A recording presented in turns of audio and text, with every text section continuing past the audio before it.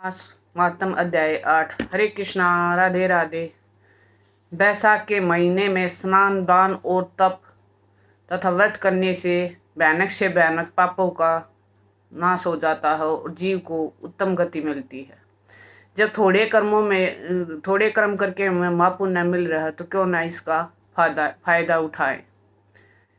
यह महीना हमें धर्म तथा मोक्ष देने वाला है, इसलिए हमें इसमें पुण्य कर्म कर ज़्यादा से ज़्यादा इस महीने का फायदा उठाना चाहिए। अब श्री गणेश जी महाराज और अपने गुरुदेव को याद करते हुए बैसाख मास महात्म अध्याय 8 को सुनते हैं। शिव शंभु के लाल तुम करुणा बड़े निधान, विपदा में संसार है हरो कष्ट भगवान। बोलो गणेश जी महाराज की जय। शिष्य वहीं जो सीख ले गुरु का ज्ञान अगाध, भक्ति भाव मन में रखे चलता रहे आबाद। बोलो गुरु जी महाराज की जय। बैसाख मास महात्म अध्याय 7 में नारद जी ने राजा अम्बरीश को बैसाख में माधव की पूजा, मूर्ति पूजा और उनके नियमों के बारे में बताया है। अब आगे अध्याय 8 में हम यमराज और ब्राह्मण के संवाद को सुनेंगे। शुरू करते हैं। शौनक आदि 88,000 ऋषियों ने सूत जी से कहा, ए सूत जी, आपके श्रीमुख से नारद जी द्वारा वर्णित बैसाख महात्म्य को सुनकर हम सभी धन्य हुए। ये बैसाख इतना ज़्यादा पवित्र पुण्यमयी है, इसलिए हे सूत जी महाराज, इस विषय को पुनः विस्तार से कहिए। आपके उत्तम वचन रूपी अमृत का पान करते करते हमें तृप्ति नहीं होती। सूत जी बोले, हे महर्षियों, इस विषय में एक प्राचीन इतिहास है जिसमें एक ब्राह्मण और धर्मराज यमराज के संवाद का वर्णन है। आप सब इस संवाद को ध्यानपूर्वक सुनो। एक समय एक ब्राह्मण ने यमराज को पूछा, हे धर्मराज, धर्म और अधर्म के निर्णय में आप सबके लिए प्रमाण स्वरूप है, अतः बताइए, मनुष्य किस कर्म से नरक में जाते हैं तथा किस कर्म को करने से वे स्वर्ग में जाते हैं। कृपया करके इन सब बातों का वर्णन कीजिए। यमराज बोले, ब्राह्मण, जो मनुष्य मन, वाणी तथा क्रिया द्वारा धर्म से विमुख और श्री विष्णु भक्ति से रहित है, ब्रह्मा, शिव तथा विष्णु को भेद बुद्धि से देखते हैं, जिनका हृदय विष्णु विद्या से विरक्त है, जो दूसरों के खेत, जीविका, घर, प्रीति तथा आशा का नाश करते हैं, वे नरक में जाते हैं। जो मूर्ख जीविका का कष्ट भोगने वाले ब्राह्मणों को भोजन की इच्छा से दरवाजे पर आते हैं देख उनकी परीक्षा करने लगता है, उन्हें तुरंत भोजन नहीं देते, उसे नरक का अतिथि समझना चाहिए। जो मूर्ख, अनाथ, वैष्णव, दीन, रोगों से परेशान तथा वृद्ध मनुष्य पर दया नहीं करता तथा जो पहले कोई नियम लेकर पीछे अजितेंद्रियता के कारण उसे छोड़ देता है, वह निश्चय ही नरक का पात्र है। जो सब पापों को हरने वाले दिव्य स्वरूप, व्यापक, विजयी, सनातन, अजन्मा, चतुर्भुज, अच्युत, विष्णु रूप दिव्य पुरुष श्री नारायण देव का पूजन, ध्यान और स्मरण करते हैं, वे श्री हरि के परम धाम को प्राप्त करते हैं। यह सनातन श्रुति है। भगवान दामोदर के गुणों का कीर्तन ही मंगलमय है, वही धन का उपार्जन है तथा वही इस जीवन का फल है। अमित तेजस्वी देवाधिदेव श्री विष्णु के कीर्तन से सब पाप उसी प्रकार नष्ट हो जाते हैं जैसे दिन निकलने पर अंधकार का नाश हो जाता है। जो प्रतिदिन श्रद्धापूर्वक भगवान श्री विष्णु की यह गाथा का गान करते हैं और सदा स्वाध्याय में लगे रहते हैं, वे मनुष्य सर्वगामी होते हैं। विप्रवर भगवान वासुदेव के नाम जप में लगे हुए मनुष्य पहले के पापी रहे हों तो भी भयानक पापों से छूट जाते हैं। वासुदेव के नाम जप में लगे हुए मनुष्य पहले के पापी रहे हो तो भी भयानक यमदूत उनके पास नहीं फटकने पाते। दिव्य श्रेष्ठ हरि कीर्तन को छोड़कर दूसरा कोई ऐसा साधन नहीं देखता जो जीवों के संपूर्ण पापों का नाश करने वाला व प्रायश्चित हो। जो मांगने पर प्रसन्न होते, देखकर प्रिय वचन बोलते हैं तथा जिन्होंने दान के फल का परित्याग कर दिया, वे मनुष्य स्वर्ग को जाते हैं। जो दिन में सोना छोड़ देते हैं, सब कुछ सहन करते हैं, पर्व के अवसर पर लोगों के आश्रय देते हैं, अपने से द्वेष रखने वालों के प्रति भी कभी द्वेष हितकारक वचन मुंह से नहीं निकालते, अपितु सबके गुणों को ही बखान करते हैं, वे मनुष्य स्वर्ग में जाते हैं। जो पराई स्त्रियों की ओर से उदासीन होते हैं और सत्वगुण में स्थित होकर मन, वाणी अथवा क्रिया द्वारा कभी उनमें रमण नहीं करते, वे मनुष्य स्वर्गगामी होते हैं। किसी भी कुल में उत्पन्न होकर जो दयालु, यशस्वी, उपकारी और सदाचारी होते हैं, वे मनुष्य स्वर्ग में जाते हैं।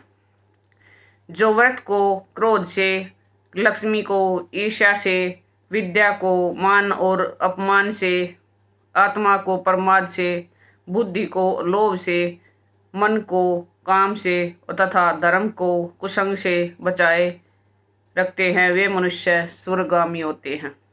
विप्रवर जो शुक्ल तथा कृष्ण दोनों पक्षों की एकादशी को विधि पूर्वक उपवास करते हैं, वे मनुष्य स्वर्ग में जाते हैं। समस्त बालकों का पालन करने के लिए जैसे माता बनाई गई है तथा रोगियों को रक्षा के लिए जैसे औषध की रचना हुई है, उसी प्रकार संपूर्ण लोगों की रक्षा के लिए निमित्त एकादशी तिथि का निर्माण हुआ है। एकादशी के व्रत के समान पाप से रक्षा करने वाला दूसरा कोई साधन नहीं है। अतः एकादशी का विधि पूर्वक उपवास करने से मनुष्य स्वर्गलोक में जाते हैं। अखिल विश्व के नायक भगवान श्री नारायण में जिनकी भक्ति है, वे सत्य से हीन और रजोगुण से युक्त होने पर भी अनंत पुण्यशाली है तथा अंत में वे बैकुंठ धाम में पधारते हैं। जो वेद श्री यमुना, गंगा तथा पुण्यशिला गोदावरी का सेवन और सदाचार का पालन करते हैं, जिनकी स्नान और दान में सदा प्रवृत्ति है, वे मनुष्य कभी नरक के मार्ग का दर्शन नहीं करते।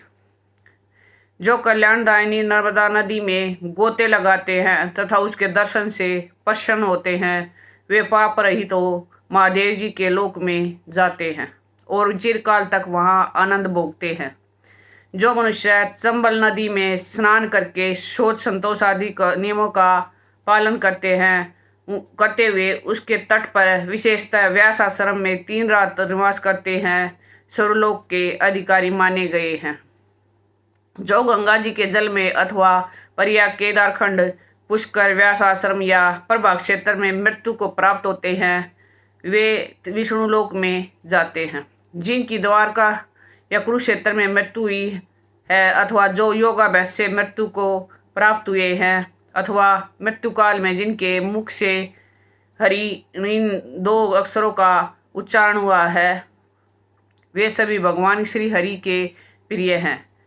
विप्र जो द्वारकापुरी में 3 रात भी ठहर जाता है, वह अपनी 11 इंद्रियों द्वारा किए हुए सारे पापों को नष्ट करके स्वर्ग में जाता है। ऐसी वहाँ की मर्यादा है। वैष्णव व्रत, एकादशी के पालन से होने वाला धर्म तथा यज्ञ आदि के अनुष्ठान से उत्पन्न होने वाला धर्म, इन दोनों को विधाता ने तराजू पर रख कर तोला। उस समय इनमें से पहले का ही पलड़ा भारी हुआ। ब्राह्मण जो एकादशी का सेवन करते हैं तथा जो अच्युत अच्युत कहकर भगवान नाम का कीर्तन करते हैं, उन पर मेरा शासन नहीं चलता। मैं तो स्वयं ही उनसे बहुत डरता हूँ। जो मनुष्य प्रत्येक मास में 1 दिन अमावस्या को श्राद्ध के नियम का पालन करते हैं, ऐसा करने के कारण जिनके पितर सदा तृप्त रहते हैं, वे धन्य हैं, वे सर्वगामी होते हैं। भोजन तैयार होने पर जो आदरपूर्वक उसे दूसरों को परोसते हैं और भोजन देते हैं, समय जिनके चेहरे के रंग में परिवर्तन नहीं होता, वे शिष्ट पुरुष स्वर्लोक में जाते हैं। जो मृत्युलोक के भीतर भगवान श्री नर नारायण का आवास स्थान बद्रिकाश्रम में और नंदा सरस्वती के तट पर 3 रात निवास करते हैं, वे धन्यवाद के पात्र हैं और भगवान श्री विष्णु के प्रिय हैं। ब्राह्मण जो भगवान पुरुषोत्तम के समीप जगन्नाथपुरी में 6 मास तक निवास कर चुके हैं, वे अच्युत रूप हैं, वे अच्युत स्वरूप हैं और दर्शन मात्र से सारे पाप नष्ट हो जाते हैं, हर लेने वाले हैं। जो अनेक जन्मों में उपार्जित पुण्य के प्रभाव से काशीपुरी में जाकर कर्णिका का जल में गोते लगाते हैं, वे श्री विश्वनाथ जी के चरणों में मस्तक झुकाते हैं, वे भी इस लोक में आने पर वंदनीय होते हैं। जो श्री हरि की पूजा करके पृथ्वी पर कुश और तिल बिछाकर चारों ओर तिल बिखेरते हुए लोहा तथा दूध देने वाली गोदान करके विधि पूर्वक मृत्यु को प्राप्त होते हैं, वे मनुष्य स्वर्ग में जाते हैं। जो पुत्रों को उत्पन्न करके उन्हें पिता पितामह के पद पर बिठाकर ममता और अहंकार से रहित होकर मरते हैं, वे भी सर्वलोक को जाते हैं। जो चोरी डकैती से दूर रहकर सदा अपने ही धन में संतुष्ट रहते हैं अथवा अपने भाग्य पर ही निर्भर रहकर जीविका चलाते हैं, वे मनुष्य स्वर्गगामी होते हैं। जो स्वागत करते हुए शुद्ध पीड़ा रहित मधुर तथा पाप रहित वाणी का प्रयोग करते हैं, वे लोग स्वर्ग में जाते हैं। जो दान धर्म में प्रवृत्त तथा धर्म मार्ग के अनुयायी पुरुषों का उत्साह बढ़ाते हैं, वे चिरकाल तक स्वर्ग में आनंद भोगते हैं। जो हेमंत ऋतु या शीतकाल में सूखी लकड़ी, गर्मी में शीतल जल तथा वर्षा में आश्रय प्रदान करता है, वह सर्वलोक में सम्मानित होता है। जो नित्य नैमित्तिक आदि समस्त पुण्य कालों में भक्तिपूर्वक श्राद्ध करता है, वह निश्चय ही देवलोक का भागी होता है। दरिद्र का दान, समर्थशाली की क्षमा, नौजवानों की तपस्या, ज्ञानियों का मौन, सुख और भोगने वाले के योग्य पुरुषों की सुखेच्छा, निर्वृत्ति तथा संपूर्ण प्राणियों पर दया, ये सद्गुण स्वर्ग में ले जाते हैं। ध्यानयुक्त तप भवसागर से तारने वाला है और पाप को पतन का कारण बताया गया है। यह बिल्कुल सत्य है, इसमें संदेह की गुंजाइश नहीं है। ब्राह्मण स्वर्ग में की राह पर ले जाने वाले समस्त साधनों का मैंने यह संक्षेप में वर्णन किया है। अब तुम और क्या सुनना चाहते हो? वैशाख मास माध्यम अध्याय 8 संपूर्णम। मेरी बात मान लो, सुन लो, समझ लो। जब मौत की गाड़ी में सोना होगा, ना तकिया ना बिछोना होगा, साथ में होंगे हमारे अच्छे बुरे कर्म और बस शमशान का एक कोना होगा। जब हम सब कुछ जानते हैं तो क्यों अपना समय गंवाते हैं? अपने आप को हरि चरणों में लगा दो, फिर नरक का दुख नहीं देखना पड़ेगा। इस बात को सोच लो, समझ लो, जान लो, जीवन में उतार लो, क्योंकि ये जीवन क्षणभंगुर है। अगले पल क्या होगा किसी को पता नहीं। कलयुग के प्रभाव से निकलने का एक ही उपाय है, ज़्यादा से ज़्यादा नाम जाप, क्योंकि कलयुग केवल नाम आधारा। सिर्फ नाम जाप करके हम भक्ति, शक्ति, मुक्ति सब कुछ पा सकते हैं। इसलिए प्रेम से, मन से, भाव से हर समय नाम जाप करते रहो। हरे कृष्णा कृष्णा कृष्णा हरे हरे, हरे Ram Ram Ram Hare Hare. Please in video को ज़्यादा से ज़्यादा शेयर कीजिए, अपने सनातन धर्म का ज़्यादा से ज़्यादा प्रचार कीजिए, ये भी एक सेवा है।